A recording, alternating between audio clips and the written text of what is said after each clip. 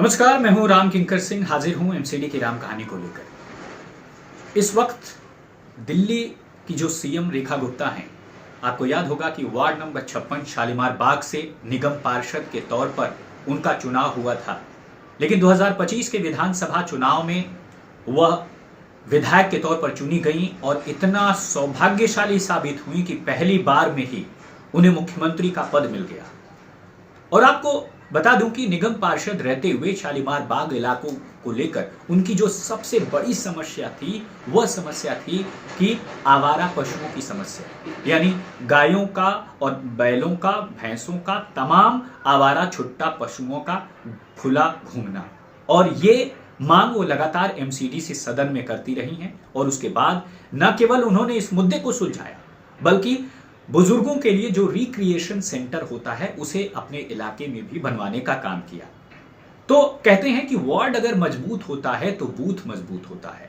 और यही वजह है कि इस वक्त रेखा गुप्ता की कैबिनेट में खुद उनके साथ तकरीबन 3 लोग ऐसे हैं जो कि निगम की पृष्ठभूमि से आते हैं।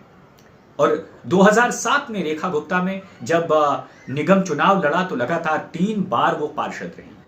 हालांकि वो मेयर नहीं रही, लेकिन 3 बार पार्षद होने से पहले उन्होंने अपना राजनीतिक की जो नर्सरी है वो स्टूडेंट पॉलिटिक्स के तौर पर शुरू की। और निगम में आते हुए उन्होंने न केवल अपने इलाके का मुद्दा उठाया, बल्कि रिक्रिएशन सेंटर और बुजुर्गों के लिए रिक्रिएशन सेंटर के बाद आवारा पशुओं की जो समस्या है शालीमार बाग के इलाके में, उसे खत्म करने का काम किया। लेकिन रेखा गुप्ता के सामने ये चुनौती यूं ही कम नहीं है। सबसे बड़ी चुनौती नवनिर्वाचित मुख्यमंत्री के सामने दिल्ली नगर निगम से ही आने वाली है। और बड़ी बात यह है कि 8 फरवरी 2025 को जब रिजल्ट आया विधानसभा का, तब खुद रेखा गुप्ता चुन ली गई विधायक के तौर पर। लेकिन उनको पता नहीं था कि एक निगम पार्षद होते हुए अब वह सर्वश्रेष्ठ संवैधानिक कुर्सी यानी मुख्यमंत्री की कुर्सी को सुशोभित करने जा रही हैं। बहरहाल अब जो पहली चुनौती है वो एमसीडी से ही निकल कर आ रही है। लेकिन उससे पहले चुनौती आपको बता दूं कि निगम पार्षद के तौर पर रेखा गुप्ता ने अपने पद से इस्तीफा दे दिया है। और उनके साथ सिर्फ वही नहीं, तकरीबन 7 लोग और हैं जिन्होंने अपने निगम पार्षद की सदस्यता से इस्तीफा दे दिया है। कुल 8 लोगों ने विधानसभा का चुनाव जीता था और निगम पार्षद से सीधे विधायक बन गए। अब जाहिर तौर पर उन्होंने इस्तीफा जब दे दिया है तो ये 11 सीटें खाली हो गई। जैसे ही सीटें खाली होती हैं, दिल्ली नगर निगम तुरंत इसकी सूचना स्टेट इलेक्शन कमीशन को देता है, क्योंकि स्टेट इलेक्शन कमीशन ही दिल्ली नगर निगम की खाली सीटों पर चुनाव करवाता है। और जाहिर सी बात है, जो 2024 लोकसभा चुनाव में 1 सीट बीजेपी की तरफ से खाली हुई, क्योंकि सांसद कमलजीत सहरावत जो कि द्वारका वार्ड बी से आती थी, उन्होंने इस्तीफा दे दिया। तो एक जो खाली सीट है उसकी सूचना लोकसभा चुनाव करवाने वाली चुनाव आयोग को दे दिया गया। और 8 लोगों के जो सूचना है कि ये सीटें खाली हो गई, वह सूचना दे दी गई बाहर की तरफ, यानी कि दे दिया गया स्टेट इलेक्शन कमीशन को।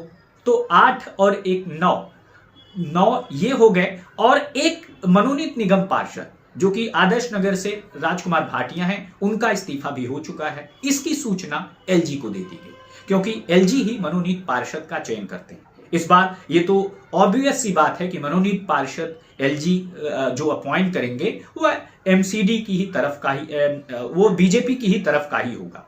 और अमूमन ये देखा जा रहा है कि मनोनीत पार्षद जो है बीजेपी की विचारधारा रखने वाले लोग ही होते हैं। हालांकि ये एलजी तय करता है कि उसे किसे चुनना है, किसे नहीं चुनना है। तो कुल मिलाकर के 12 सीटें इस वक्त खाली हो चुकी हैं और अभी कोई चुनाव नहीं है। लेकिन माना जा रहा है कि तकरीबन 1 से 4 महीने में, यानी कि इस फरवरी के अंत के बाद से तकरीबन 4 महीने तक, यानी जून या जुलाई तक, इन 4 सीटों पर चुनाव हो सकता है। लेकिन यह जरूर तय है कि अप्रैल से पहले चुनाव नहीं होगा।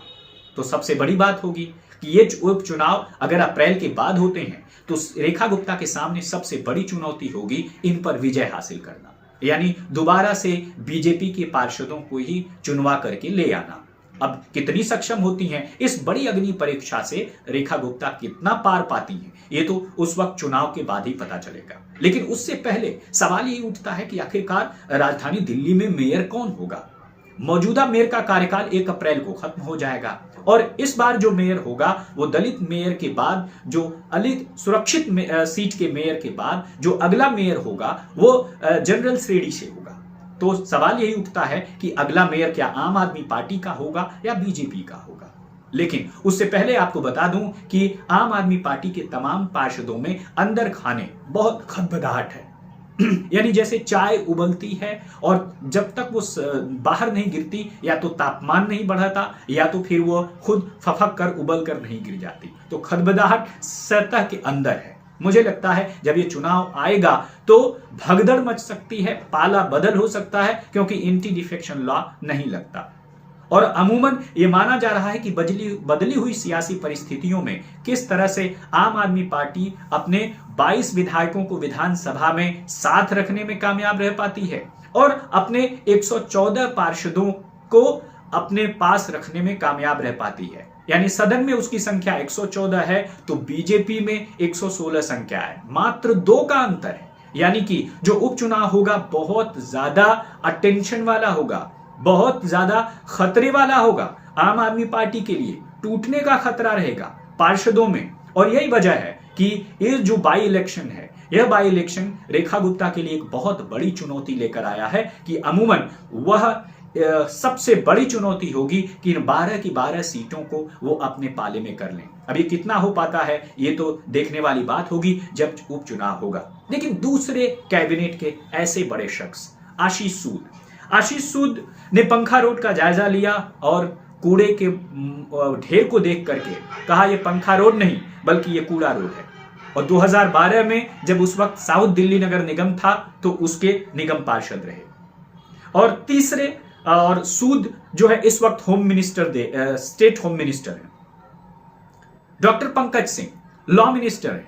डॉक्टर पंकज सिंह भी निगम पार्षद रह चुके हैं, स्टैंडिंग कमेटी के डिप्टी चेयरमैन रहे हैं। तो कुल मिलाकर के आप देखेंगे 6 में से जो 3 और खुद 3 में से रेखा गुप्ता को मिला करके ये ऐसे लोग हैं जिनकी निगम की पृष्ठभूमि रही है, वार्ड लेवल से शुरुआत की है, लेकिन अब उनकी बड़ी चुनौती भी एमसीडी से ही आ रही है। वो क्या चुनौती थी मैंने आपको बताया, लेकिन इस चुनौती से आम आदमी पार्टी को पार पाना भी बहुत बड़ा सवाल है। क्या वो अपने पार्षदों को सदन में एमसीडी के और विधायकों को विधानसभा के सदन में एकजुट रखने में कामयाब हो पाती है, या फिर इस बड़ी चुनौती से वो कैसे निपटेगी? सवाल यही है कि आखिरकार उसकी क्या रणनीति है। लेकिन अरविंद केजरीवाल के बयान से साफ होता है कि अब आम आदमी पार्टी विपक्ष में रहकर विपक्ष की के तौर पर लड़ना सीख रही है और सीखेगी भी, क्योंकि सियासत में इसके अलावा अब उसके पास कोई रास्ता नहीं बचा। इस वीडियो में फिलहाल इतना ही। धन्यवाद।